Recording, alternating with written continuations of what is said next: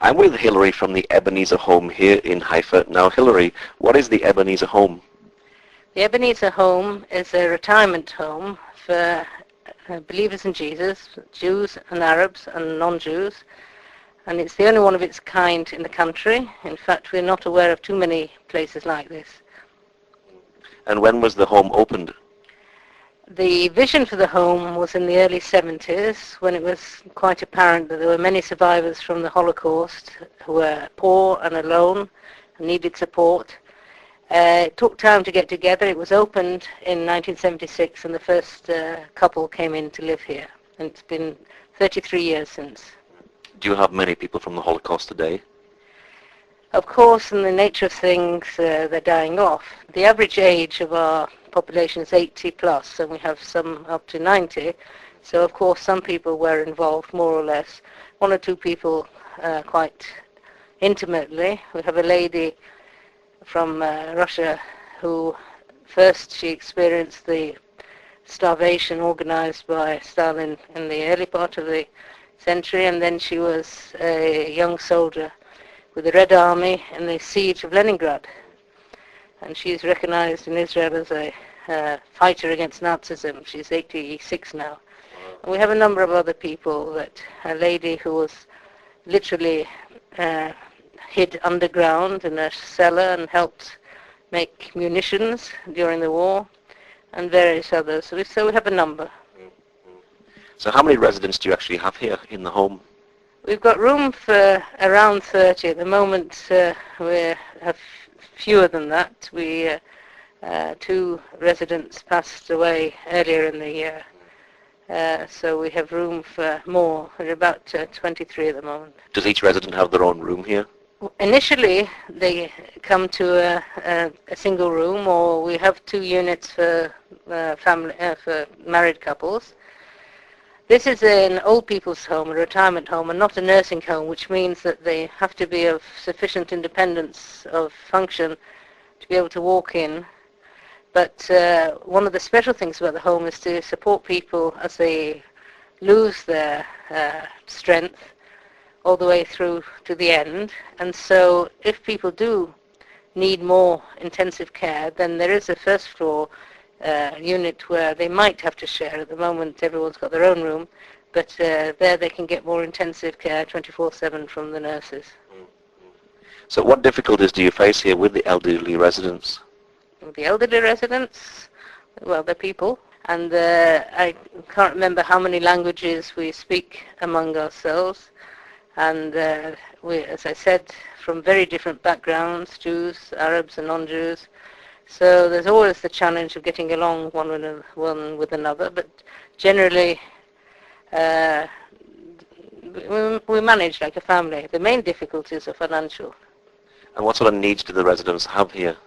When the people, as I said, when they come in, and for as long as possible, we hope that they would be independent. So we have one lady who volunteers her time. There's a Believers bookshop in Haifa, and another lady helped until very recently there. So as long as they can, they're active in the community, and the needs they have are for a home. The care is 3 meals a day and snacks, which is a big relief. The homes, laundry and things like that, and of course social framework, that they're not alone. There are congregations around here that take care of the people that have moved here. There's one adjacent to the home called Bethlehem, and another one just down the road a few hundred yards away called Bethesda. And there's a Russian congregation for the Russian speakers. And so basically we try to meet the needs of the residents, both physical and spiritual. And what sort of projects do you run here for the residents? Well, not so much projects. What's available is the framework of the home, and there's a handwork or activity room which is staffed 5 days a week, and various things are on offer according to the abilities and the desires of the people, from very difficult embroidery to simple activities for occupational, just pass the time. The main thing is that they can be together, they have coffee together and chat, and those things that can be sold are sold. We have a biennial bazaar, and that brings a little bit of money. Other than that, we have in the morning between 7:30 and 8 before breakfast for the early birds. There's a half-hour devotion led by different people, different pastors or other people come in, and we sing a song from our hymn book, which is allows us to sing simultaneously 4 different languages, more or less. And then somebody shares a thought. Whoever does it has to translate themselves into Hebrew or English at the same time. And we pray. Well, and also from time to time, different people come in to sing. That's very, very popular. And there's a visiting petting zoo, for want of a better description, comes in every other week. They bring different animals. Snakes are popular, strangely enough. And the residents take part in whatever's going on in the congregations roundabout. Is the home supported by the government, or is it faith-run? Well, insofar as it's not supported by the government, it's definitely faith-run. We are under the auspices of the, or under the inspection, more correctly to say, of the Minister of Health and the Ministry of Social Welfare, who come and inspect. But we do not accept any money from the government, because if we did, we would have to accept anybody that they wanted to put here, and that would compromise the ethos and the purpose of the home. So everybody here is a believer? Yes, that's one of the conditions of entry. But they're not to belong to any particular group or denomination, just to have approved personal faith in Jesus. So how important is the home for the elderly believers here in the land? For the people that are here, it's very, very important. Things have changed rather over the years, because now we have a generation that have been here and have more resources, monetary resources, and they might not think of coming in. But I think we, as Jesus said, the poor will always be with us. There will always be people that will need it. And as you get older, you lose more and more of your friends, and being alone is a big consideration. So as far as we see, there will always be a need. And how many staff members actually work here? Well, at the moment, it's equal or even a bit more than the residents, because some people work part-time, or some only come in for instance, a dietitian who visits once every 2 weeks. Basically, there's about 30 people, but we have people in the kitchens, cleaning, of course, 2 very faithful and resourceful maintenance men that do all the needs to be done, 2 people in the office, and I mentioned the nurses, and a social worker, and of course the doctor, physiotherapist comes once a week. I forgot to mention that. There's a group physio session once a week, and various others. So in all about, around about 30. And there must be some wonderful stories from the residents here. There are, but in Israel almost everybody's got a story to tell, for a starter. And they're very, very varied. What is particularly an added advantage to the home that I don't know was envisaged by the founders was that people have come here and have grown in their faith. People who might have been not so strong Christians earlier, because of the nurturing and the teaching, did increase in their faith, and that also holds for the staff. Yeah. As for the individual life stories of the people, as I said, there are many. And why do you actually do what you do here? Me personally? Yeah. I'm early retired. I'm still within working life, and I've wanted to serve the Lord in some capacity in the body. Well, I still can, and it came about that about 3 years ago I had contact with the home because a lady, the one that I mentioned, who was in Leningrad, she was from my congregation, and we needed to find accommodation for her, and that's how I made contact. And I've been with them ever since. Now, you said you're Jewish yourself. How did you become a believer in Jesus? Yes, I'm Jewish. I basically, try and make it as short as possible, my mother tried to make sure that we had the minimum of a Jewish education, and took us to the Reform Synagogue for Yom Kippur, Day of Atonement.